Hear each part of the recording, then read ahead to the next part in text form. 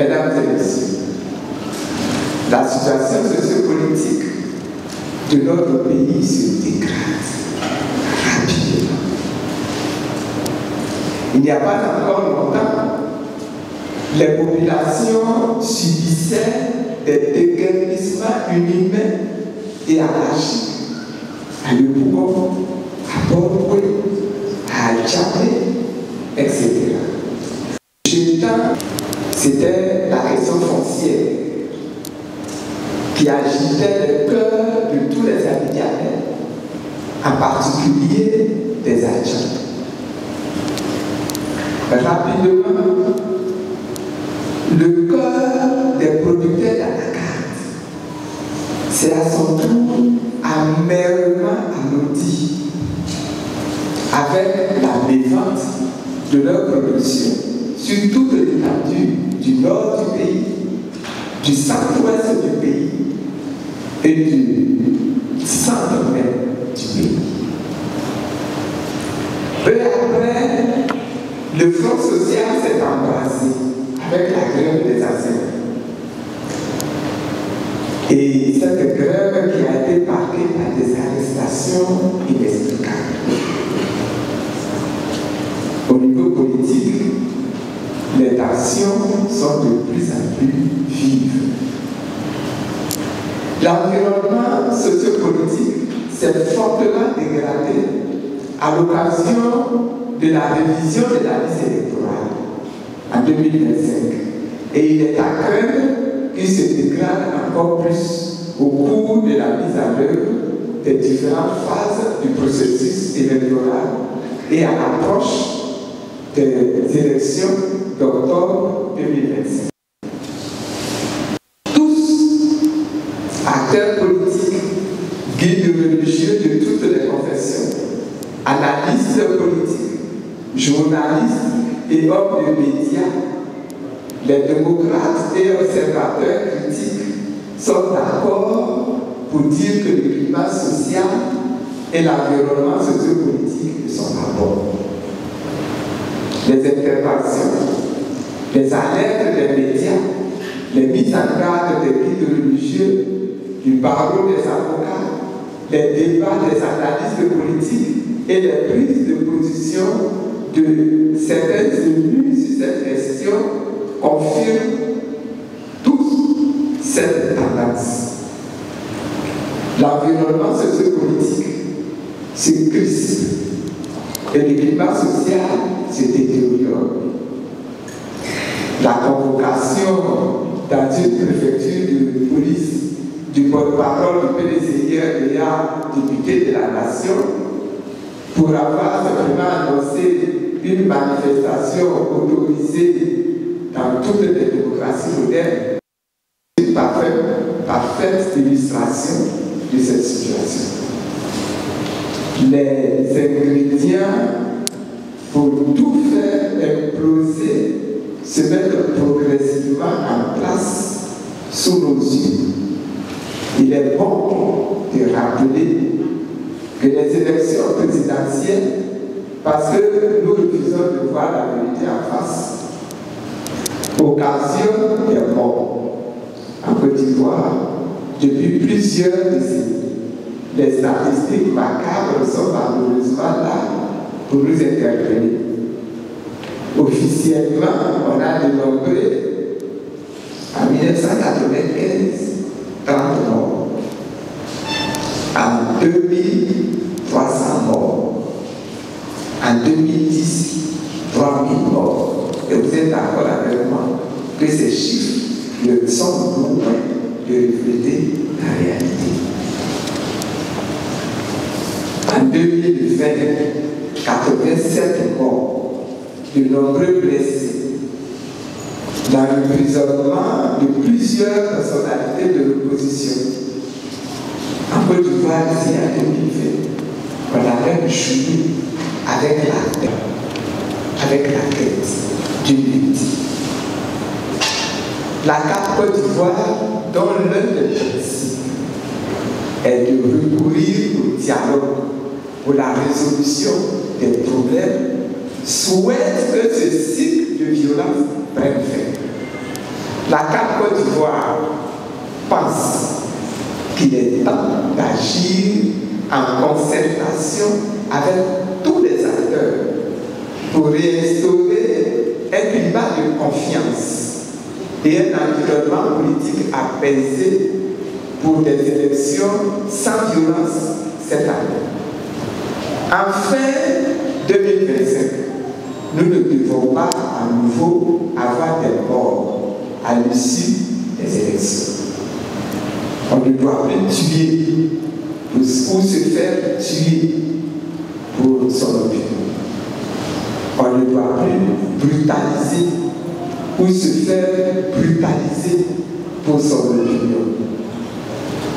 Mais comment sommes-nous arrivés là? Les causes de la dégradation de la situation sont de plusieurs ordres. Nous allons nous en tenir à celles qui sont les plus importantes au regard de ce qui se passe sur le terrain. Première cause, le refus du dialogue politique par le gouvernement. En effet, depuis août 2024, l'opposition a interpellé le gouvernement sur la nécessité d'ouvrir le dialogue politique par le biais d'un point de presse. Cela a été formalisé par la suite par 2 courriers au chef de l'État en septembre et en octobre 2024. Au lieu d'ouvrir le dialogue, le gouvernement a, par le truchement d'une réponse du ministre de l'Intérieur, refusé de faire droit à la requête de l'opposition qu'il n'y en avait pas besoin. Il considère que les rencontres de 2022 ont traité tous les points. Nous sommes en 2025 et il faut bien convenir que les besoins ont évolué et qu'il est nécessaire de les examiner à nouveau. Deuxième argument, la surdité du pouvoir sur les revendications légitimes de l'opposition relative à la RLE en 2024 et la nécessité de la reprendre en 2025.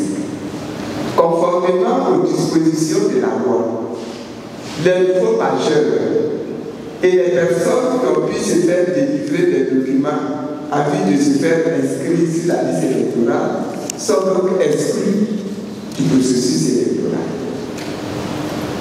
La RLE, lancée du 19 octobre au 10 novembre 2024, est prolongée d'une semaine au 17 novembre 2024, n'a pas donné de résultats satisfaisants.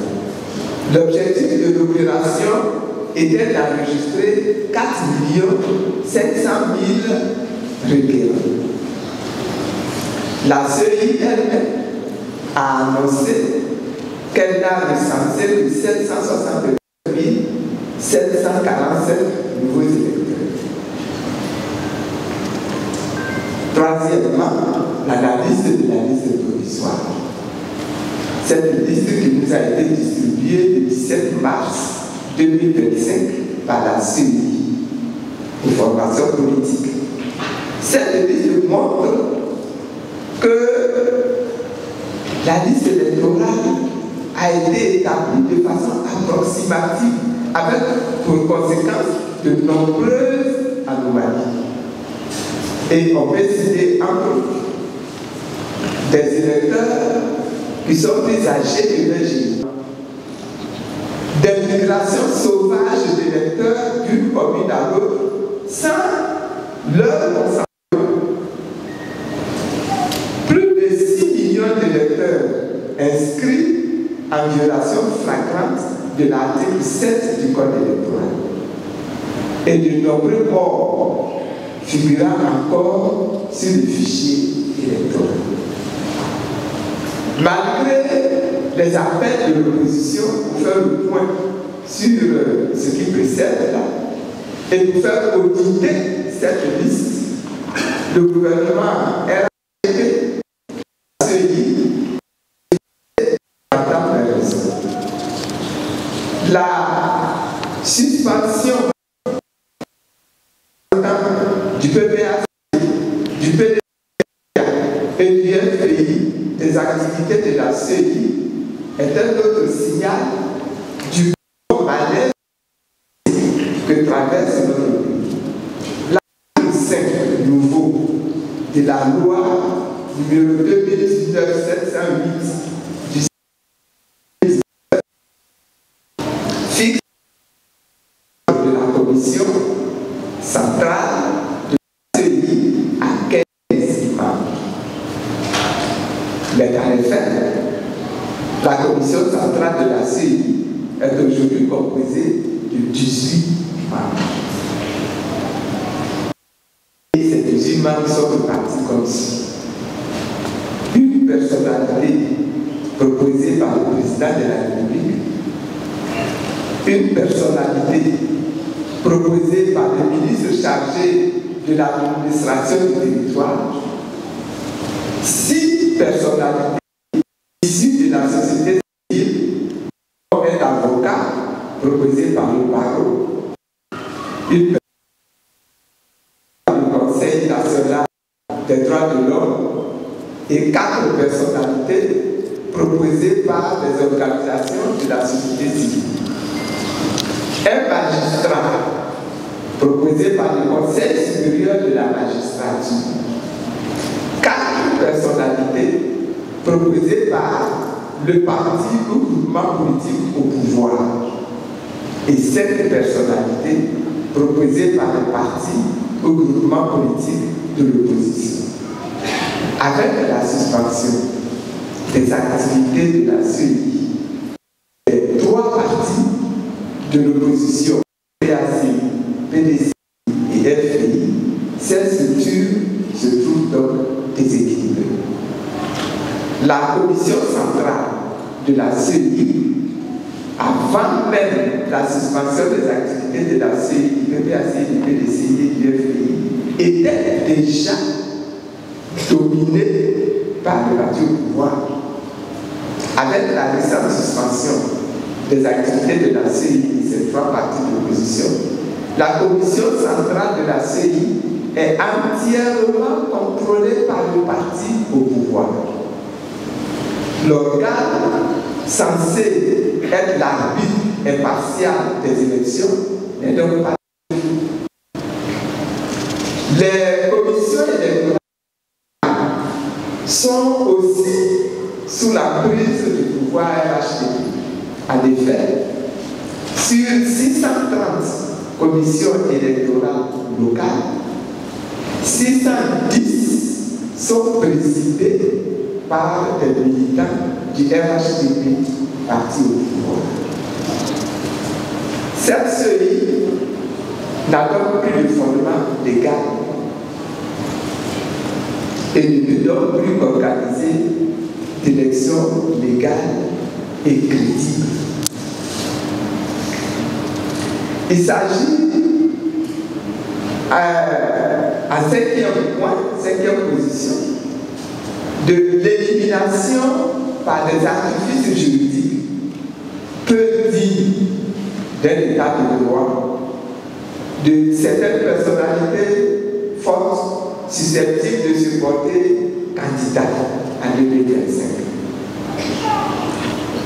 Ainsi, le président Laurent Gbagbo, le premier ministre Solo Kibafori Guillaume et le ministre Charles Blé ont été écartés.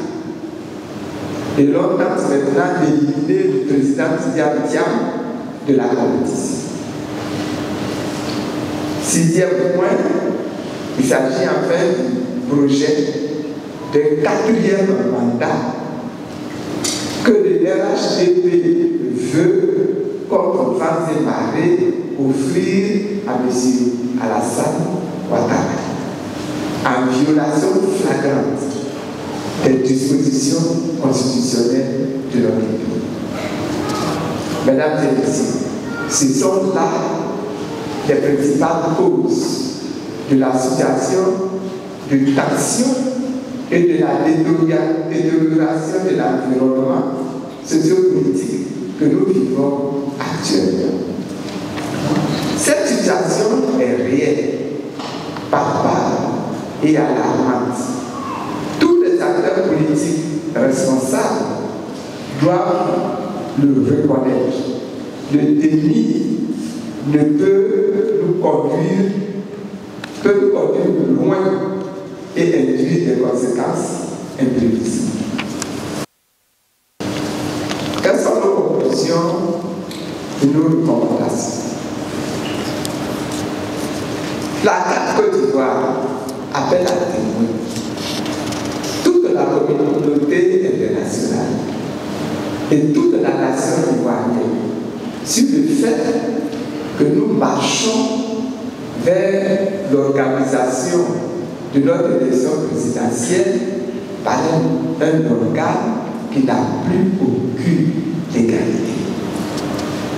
La CAF Côte d'Ivoire rappelle son attachement à la démocratie, au dialogue et à la conduite des élections sur la base de discussions consensuelles et sa volonté de trouver des solutions aux problèmes de notre pays par le dialogue. Elle demande au pouvoir et à tous ses démembrements d'œuvrer à la création d'un environnement politique et social apaisé pour un scrutin sans tension en 2025 et en conséquence de convoquer le dialogue politique avec les partis dans l'opposition et les organisations de la société civile.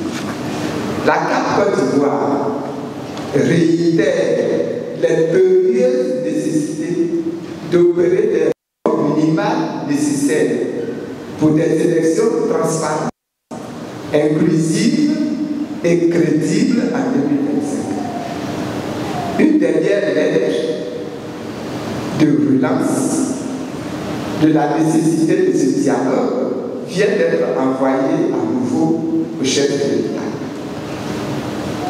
La CAF Côte d'Ivoire exige l'organisation de la RNU en 2025, conformément aux dispositions du Code électoral. La dissolution de la CEI et la mise en place d'un autre organe véritablement indépendant, capable d'organiser des élections crédibles sans la présence de représentants des partis politiques en son sein. L'audit de la liste électorale, la réintégration du président Laurent Gbagbo, de l'ex-président de l'Assemblée nationale, Sori Kibafori Kuyo, et du ministre Charles Goudé sur la liste électorale. Elle s'oppose à toute tentative de radiation de M. Christian Thiam, président du PDCI-RDA et président de la conférence des présidents de la CAF Côte d'Ivoire de la liste électorale. La CAF Côte d'Ivoire recommande la stricte application des dispositions de la Constitution qui excluent les candidats ayant fait 2 mandats. Et c'est le cas pour M. Alassane Ouattara. La CAF Côte d'Ivoire réclame fortement la convocation du dialogue politique dans notre pays afin de faire aboutir ces revendications pour des élections inclusives, des élections sans violence. Et à ce titre-là, elle annonce à toute la nation l'organisation le 31 mai prochain d'un meeting à Abidjan.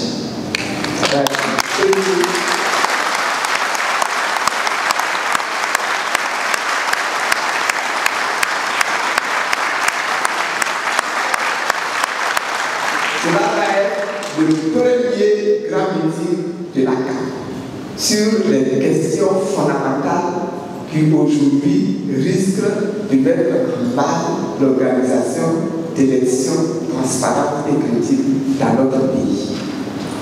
Et c'est ça qu'elle annonce également que d'autres actions d'envergure vont être organisées après ce premier meeting vers un grand meeting.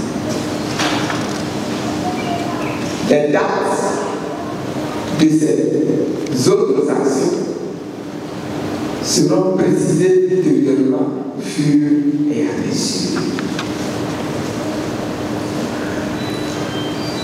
La carte Côte d'Ivoire entend faire usage de tout l'arsenal légal en utilisant tous les moyens démocratiques pour se faire entendre et exprimer la volonté populaire. Avant ce grand rassemblement, la carte Côte d'Ivoire entend prendre toute l'opinion nationale et internationale à témoin à travers une tournée d'informations et d'échanges auprès des chancelleries, des groupes religieux, des chefferies traditionnelles, des organisations syndicales, etc. Elle va également organiser des mini-meetings dans des quartiers pour préparer ce grand meeting du 31 mai 2025. L'organisation de notre meeting a été confiée au président Le Goulet.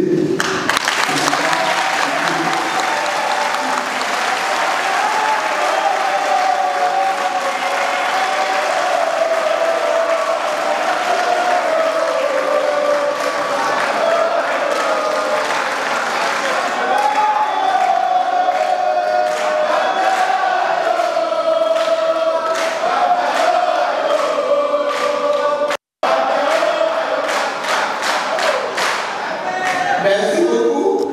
Je suppose que vous avez pris conscience du poids extrêmement historique et important qui pèse sur vos épaules.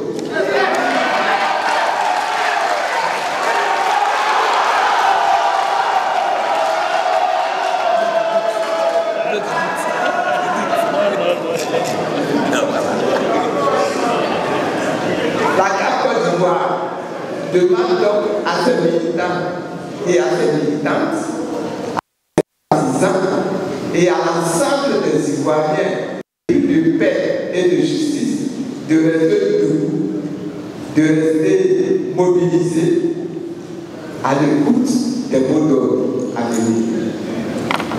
Fait à Abidjan le 5 mai 2025. Je vous remercie.